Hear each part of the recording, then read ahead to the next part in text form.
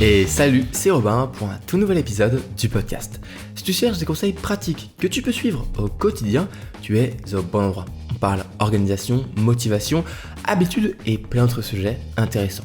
Le mot d'ordre, tout ça dans la bonne humeur et sans te mettre la pression. Aujourd'hui, le sujet du jour, c'est les habitudes anti-stress qui permettent de se reposer, de réduire notre niveau de stress et un petit peu souffler un bon coup. Alors, ce sera un épisode tranquille, un peu à l'image des habitudes qu'on va avoir aujourd'hui. Je sais pas s'il va être très long, mais en tout cas, on va prendre notre temps, on va ralentir la cadence, on a un peu plein de contenu, un peu trop rapide à mon goût. Prenons un petit peu le temps, tranquille, dans cet épisode, un peu de faire une relaxation en même temps, qu'on écoute, même si, ne t'en fais pas, j'ai l'habitude de parler un peu vite, même si j'essaye de réduire pour que, les podcasts soient un peu plus audibles. Voilà, je vais pas non plus te laisser t'endormir pendant ce podcast. Par contre, ce que je vais te proposer de faire, c'est que comme pour tous les autres épisodes du podcast, tu peux te prendre un petit truc à boire. Voilà, un café, un thé, un jus de fruits, un petit sirop, pourquoi pas. Voilà, pour m'écouter tranquillement et te relaxer pendant que tu écoutes cet épisode. Ou alors, tu peux faire autre chose. Voilà, pendant que tu écoutes cet épisode, tu peux faire un petit peu de vaisselle, faire un petit peu de rangement. Je sais qu'il y a des gens qui aiment bien ranger un petit peu chez eux. C'est un petit peu thérapeutique, je trouve, comme activité. Bon, quand c'est un peu trop le bazar, c'est un peu compliqué, mais quand c'est juste, un peu de musique, un petit podcast, ce genre de choses, et tu ranges, je trouve ça assez, relaxant. Et aujourd'hui, c'est de ça qu'on parle. On parle des 5 habitudes anti-stress que je trouve assez sympathiques. En fait, il y en a un peu plus que 5, c'est un peu un mélange de plein d'habitudes anti-stress, mais c'est plus simple pour avoir un titre cohérent d'avoir, on va dire, 5 habitudes anti-stress. La première, c'est la plus classique, mais je pense qu'elle est importante et j'espère que ça ne fait pas trop non plus redite avec beaucoup de personnes, mais c'est l'activité physique. Voilà. J'ai ma mère qui est professeure d'éducation physique et sportive. Elle n'est pas prof de sport, attention, si je dis ça, elle va me tirer un petit peu les oreilles. Elle n'a jamais fait ça, mais voilà, on va dire qu'elle me tirerait les oreilles. Non, faire une activité physique, elle m'a toujours dit que c'est important. Je parle pas forcément de faire du sport vraiment très hardcore, vraiment aller faire un marathon chaque semaine, pas du tout. Simplement avoir une certaine activité physique. Ça peut être tout simple, mais déjà faire un petit peu une balade. Voilà, une balade souvent, ou aller marcher. Enfin, c'est pas non plus ultra demandant. Une petite balade, voilà, pas non plus une randonnée de plusieurs kilomètres, mais une simple balade. Et surtout, le côté le plus relaxant, c'est la pleine nature. Donc, si t'as la chance de vivre à la campagne, bah bravo, déjà, c'est cool. Moi, j'habite en ville et la campagne, parfois, me manque un petit peu parce que moi, je suis né pas à la campagne, mais pas en ville non plus. Et voilà.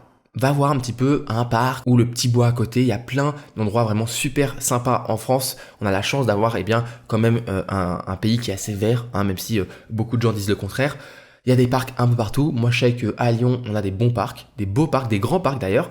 Alors certes, c'est pas la campagne, il n'y a pas non plus tous les chants d'oiseaux qu'on peut retrouver quand on est à la campagne, mais ça fait du bien. Ça fait du bien d'être en pleine nature, de faire une petite balade. Et là, tu as plusieurs options. La première option, c'est de prendre tes écouteurs, voilà, et y aller avec un peu de musique, une musique plutôt relaxante. Mais moi, ce que je t'invite à faire plutôt, c'est d'y aller sans écouteurs, voilà, et te balader. Le mieux, c'est de le faire seul parce qu'avec une personne, tu vas être en train de discuter, c'est pas mauvais, mais c'est moins relaxant quand tu discutes avec quelqu'un parce que tu parles de choses et de tout et rien. Parfois, tu peux parler de problèmes, de choses qui peuvent être stressantes. Donc, y aller en fait tout seul et juste écouter la nature, ressentir la nature. Et je sais que ça peut paraître un peu, bobo écolo qui fait des câlins aux arbres, mais en vrai, ça fait vraiment du bien. C'est pas une blague, je pense que tu seras d'accord avec moi, même si ça peut paraître un petit peu bête comme ça, mais allez te balader, voilà, sur les chemins, un peu en pleine nature, c'est ultra relaxant, ça fait du bien. Et t'es pas obligé de faire ça de manière, on va dire, active. Tu peux simplement te dire, ok, au lieu de rentrer en bus le soir, je vais m'arrêter un arrêt plus tôt et je vais passer par le parc qui est vers chez moi pour faire, 5 minutes, 10 minutes à pied pour me déconnecter, pour me relaxer avant de rentrer chez moi. C'est pas grand chose, mais c'est un changement juste d'habitude quotidienne qui peut vraiment avoir un impact important sur ta vie. Après, par exemple, pareil, l'activité physique, ça peut être le sport aussi, bien sûr. C'est pas obligé juste d'aller se balader en pleine nature, tu peux faire du sport. Moi, ce que je t'invite, c'est d'avoir dans l'aspect du sport, l'aspect bien sûr performance, etc., mais aussi en fait l'aspect évasion, que je trouve important. Moi, j'aime bien, quand j'allais à la salle, etc., me mettre des écouteurs, me mettre un podcast. Je sais qu'il y a beaucoup de personnes qui m'écoutent en faisant du sport. D'ailleurs, peut-être que c'est toi qui m'écoutes en faisant ta séance. Voilà, pense à autre chose. Vraiment déconnecter complètement de, entre guillemets, tous les problèmes qu'on peut avoir au quotidien et se relaxer. Tu vas me dire, oui, mais quand on est en train de se détruire à la muscu, c'est parfois difficile de se relaxer, c'est pas pareil, mais c'est, je trouve, une évasion qui est aussi importante et qui fait du bien. En fait, le corps, c'est une bonne fatigue, et on va dire qu'un petit peu, à travers cette fatigue, à travers la transpiration, le fait de tout donner pendant ta séance, tu laisses partir un petit peu aussi le stress, les problèmes, les questionnements, etc. et tu penses à autre chose. Voilà. Le sport, c'est vraiment quelque chose de très connu pour se déstresser, mais je sais que certaines personnes sont moins sport et il n'y a pas de souci, donc il y a aussi le côté un petit peu juste activité physique, balade, que je trouve très sympa, et bien sûr tu peux le faire avec des amis, si tu as des amis qui sont ultra good vibes, qui te prennent jamais la tête, qui vraiment avec ces personnes-là tu penses à autre chose, vas-y, fonce. Parfois on a des amis qui, c'est aussi d'autres amis qui parfois là on va plus nous aider pendant nos problèmes, pendant qu'on a des problèmes, parfois on a juste envie de les oublier, de penser à autre chose, voilà, juste garde en mémoire que faut, on va dire, bien gérer, et parfois le mieux c'est juste d'y aller seul pour penser à autre chose. Enfin, une deuxième activité, une deuxième habitude anti-stress, c'est pas celle que la plupart des gens vont te conseiller, je pense, mais moi je te la conseille, c'est de jouer aux jeux vidéo. Voilà, ça peut paraître nul, paraître bête, peut-être paraître geek, je sais pas, mais moi je sais que jouer aux jeux vidéo, à certains jeux vidéo, encore une fois il y a des jeux vidéo qui sont stressants et énervants, c'est sûr, mais comme toute activité, mais il y a des jeux vidéo qui sont un peu good vibe, un peu cocooning, un peu cool. Je pense à des jeux comme Stardew Valley, pour ceux qui connaîtront un petit peu, voilà, c'est des jeux très tranquilles, très, il n'y a pas de méchants, il n'y a pas de grandes quêtes, il n'y a pas de punition, il n'y a pas de boss, etc. C'est juste chill, tu fais ta petite ferme tranquillou. Alors certaines personnes vont dire oui mais t'es en train de t'évader de la réalité à travers les jeux vidéo. Bon, d'accord, si c'est son discours, et au pire, moi je me dis que oui, je m'évade un petit peu, je pense à autre chose, je fais ma petite ferme dans ce petit jeu, et voilà, pendant 1 heure, 2 heures, je pense à autre chose, ça me fait du bien, et c'est à peu près comme aller avec des amis ou faire des choses. Tu peux avoir un moment aussi à toi où tu joues tranquillement, faut arrêter de stigmatiser les jeux vidéo. Heureusement, je pense que c'est en train de, on va dire, c'est un peu moins mal vu de jouer aux jeux vidéo, mais moi je t'invite à le faire. Bien sûr, tu peux aussi tout à fait regarder une série ou un film qui te fait du bien. Il y a des séries qui sont nulles, qui sont bêtes, mais qui font du bien. Tu sais, il y a vraiment des séries qui voilà, vont pas avancer, vont pas faire grand chose dans ta vie. Tu vois, c'est comme les bons films, il y a des très bons films, mais il y a aussi des films qu'on regarde juste parce qu'ils nous font kiffer. Tu vois, il y a un moment, faut penser à autre chose. C'est pas grave de pas regarder des films tous les jours de fou. Tu vois, tu peux aussi regarder des films juste qui te font kiffer. Et bah fais-le, tu peux avoir cette habitude de parfois te mettre un film, une série ou jouer un peu aux jeux vidéo avec une good vibes, un truc cool et juste t'oublier un petit peu ton stress, ton anxiété, et ça peut vraiment faire beaucoup de bien. Donc n'hésite pas, et au pire si les gens disent que t'es un geek ou une geek parce que tu joues un petit peu aux jeux vidéo pour déstresser, et grand bien leur face, on s'en fout d'eux. Nous, ce qui est important c'est que tu te fasses du bien. Et voilà, c'est pas parce que tu vas jouer un petit peu aux jeux vidéo que tout de suite tu vas devenir asocial ou je sais pas quoi. Voilà, moi par exemple je joue aux jeux vidéo, j'ai tous mes amis qui jouent aux jeux vidéo, est-ce que c'est un problème? Non, c'est aussi un moment détente et tu peux le passer bien sûr avec des amis, tu peux très bien te retrouver sur ton petit Stardew Valley entre amis pour couper du bois et faire un petit peu du blé et élever des vaches, voilà, c'est tout simple mais ça fait du bien. De toute façon je pense que ceux qui ont déjà joué à ce jeu là en particulier savent à quel point il fait du bien et permet de relaxer, vraiment de relâcher la pression, ça fait du bien. Ça fait du bien de souffler un petit peu à travers ce genre de jeux vidéo. Et donc, deuxième étude, c'est les jeux vidéo et les films, les Netflix, tout ça, les séries, les divertissements en général. C'est pas que du mal. Voilà, il y en a beaucoup qui vont dire oui, les réseaux sociaux, fais attention. Oui, fais attention, mais parfois aussi se divertir un petit peu. Pareil, les séries, tout ça fait du bien et c'est important aussi de ce côté-là. Troisième habitude que je t'invite à faire, qui est la méditation. Alors ça, c'est un truc, il y a ceux qui adorent, ceux qui détestent. Et moi, je dirais que je suis un peu au milieu. Je dirais que c'est utile, mais que c'est parfois difficile à se mettre en place, à faire de la méditation. Moi, je le fais dans un cas très précis, qui est si par exemple j'ai une nuit où j'arrive pas à dormir parce que le lendemain j'ai quelque chose d'important, un examen, un rendez-vous, etc. et que j'arrive pas à dormir. À ce moment-là, je fais une méditation pour m'endormir et je trouve ça génial. Tu écoutes tranquillement les paroles, la douce musique et bien la méditation, et au bout de 10-15 minutes, tu dors paisiblement. Alors oui, c'est un peu bizarre quand les gens, tu commences la méditation et qu'ils te disent ressentez l'énergie au bout de tes pieds.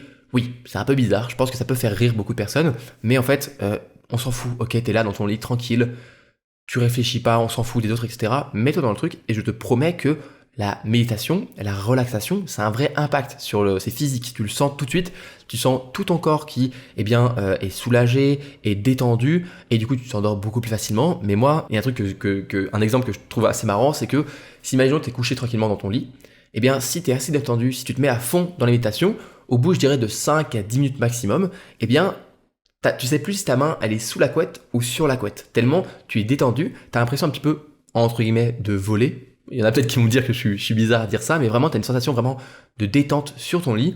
Et moi, ça me fait beaucoup de bien quand j'en ai besoin. Je le fais rarement parce que je suis moins stressé que quand j'avais grosse période d'examen. Mais je sais pour les étudiants par exemple, ou pour les personnes qui ont des rendez-vous très importants le lendemain et qui ont du mal à dormir, et ça, le pire c'est que c'est un cercle vicieux parce que comme ils ont du mal à dormir, ils sont stressés, donc ils ont du mal à dormir, donc ils sont stressés, donc ils ont du mal à dormir, donc c'est assez difficile.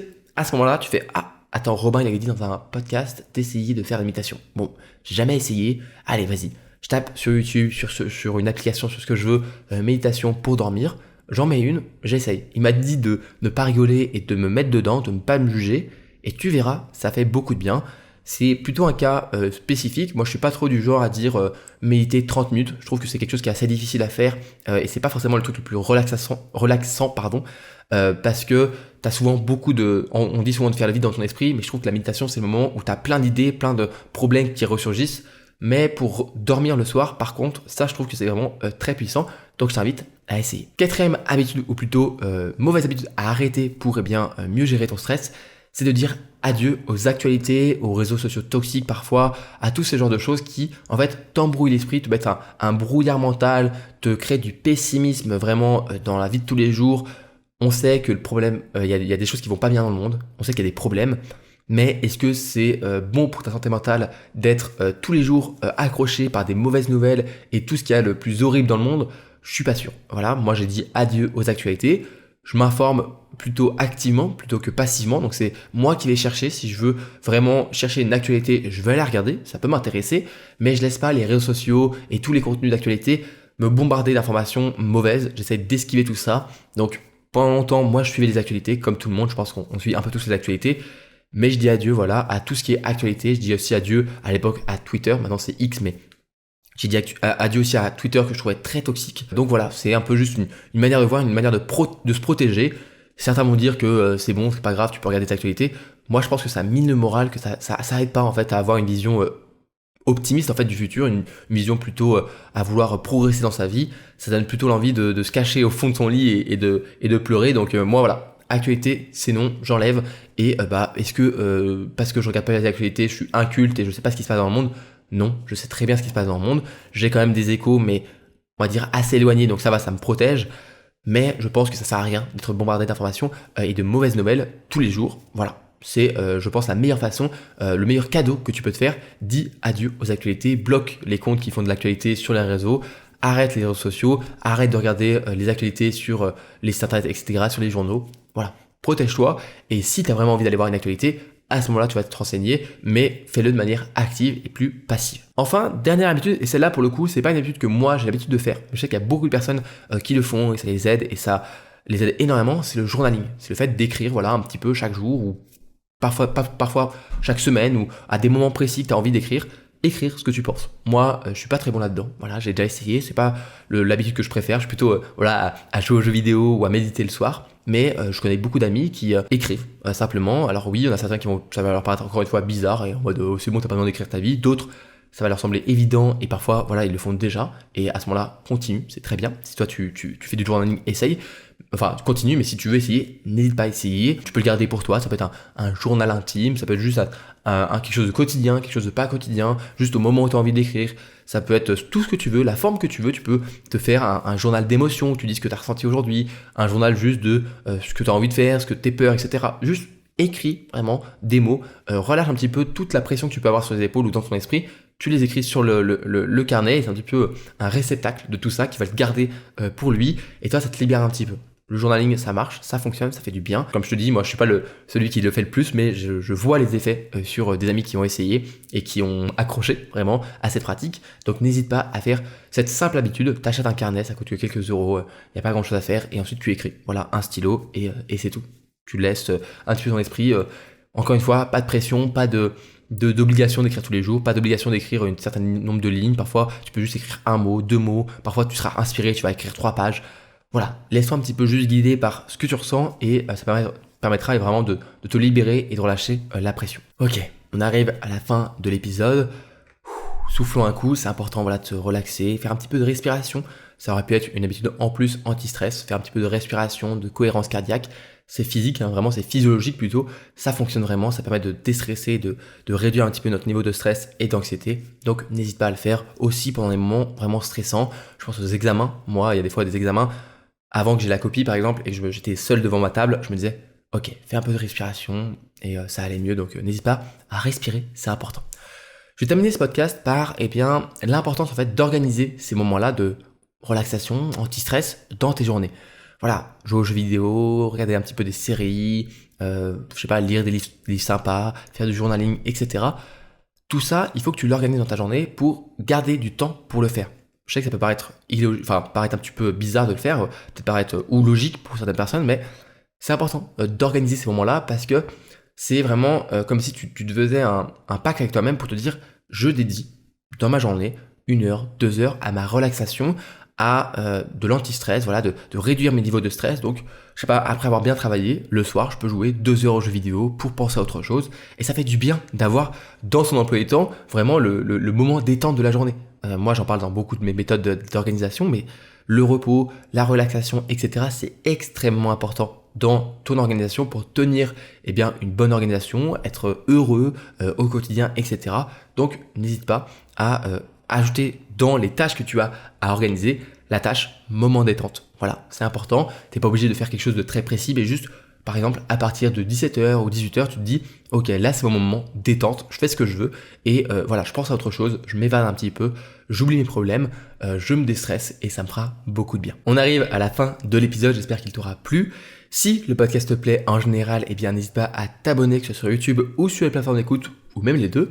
Si tu m'écoutes sur YouTube ou sur Spotify, je t'invite à mettre un commentaire pour me dire ce que tu as pensé de l'épisode, pour qu'on puisse un petit peu discuter de tout ça, ce sera avec plaisir. Si tu m'écoutes sur Apple Podcast ou Spotify, je t'invite encore une fois à me mettre 5 étoiles, 5 belles étoiles. Ça prend quelques petites secondes, mais ça aide vraiment beaucoup le podcast. Merci beaucoup à tous ceux qui le font, ou à toutes celles qui le font, bien sûr. Vous êtes de plus en plus nombreux. Merci beaucoup, ça aide vraiment. Si tu veux aller plus loin avec moi, tu peux t'inscrire à ma newsletter sur mon site internet romaintunnel.com. Un petit mail chaque dimanche avec des réflexions personnelles. Voilà, on prend le temps, on discute. C'est un peu aussi un moment de relaxation, on va dire dans un sens. Donc voilà, ça se passe sur mon site. L'épisode est donc terminé. On se retrouve la semaine prochaine pour un nouvel épisode du podcast. C'était Robin. Prends soin de toi, prends soin de tes proches. Salut, salut!